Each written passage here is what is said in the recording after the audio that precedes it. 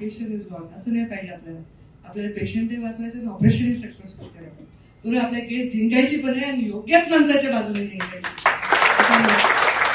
हे माणूस म्हणजे आमच्या डॉक्टर ज्योतिताई आणि त्यांची पूर्ण टीम, आणि या सगळ्यांच्या पाठीमागे आपण उभे राहा. मी स्वतः म्हणजे इतके दिवस कसं आहे, माझ्यापेक्षा सिनियर लोक होते ना. आता मी राजकारण जेव्हा मी सुरुवात केली, माझं वय किती आहे?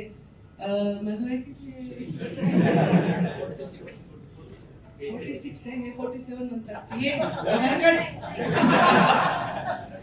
मला माहिती 47 नाही 57 म्हणा. मला वय मी मानसिक दृष्ट्या 60 वर्षाची आहे, पण माझं वय एवढं आहे. आणि हे वय असताना मी राजकारणात आले तेव्हा मी किती लहान होते, आणि माझ्याबरोबर कोण, हे सगळे दिग्गज होते ना. मुंडे साहेबांच्या हाताखाली मी काम करत होते. तर हे सगळे, आता माझं वय 46 आहे, पण मी सुरू केलं 20 वर्षापूर्वी ना. तर आता मी पुढे गेले राजकारणामध्ये. इतके वर्ष हे सगळे सिनियर होते ना माझ्यापेक्षा. आता जर ज्युनियर लोक आले वयाने, बरं का, हे सगळे लहान झाले ना.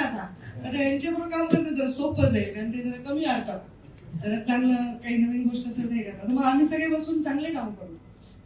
आम्ही जग बघितले ना. आता योगेश सारिका सगळे जग फिरून आलेले असतात, फोटो बघते मी व्हॉट्सअपवर, दोघं सुट्टीला गेलेले वगैरे.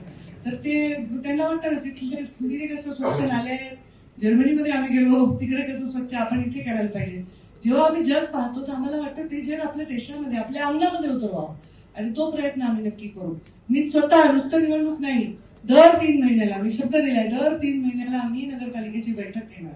सगळ्या जेवढ्या नगराध्यक्ष निवडून दिला तुम्ही, आम्ही दर 3 महिन्याला नगरपालिकेची बैठक घेऊ. आम्ही चांगला निधी आणू आणि चांगला खर्च करू, योग्य क्वालिटीची कामं करू. आता मला कुणीतरी आता नेत्याने काय म्हणे, पंकजाताई पालकमंत्री असताना नाही आले आमच्या, तर आमचे तिथे आमदार होते. तुम्ही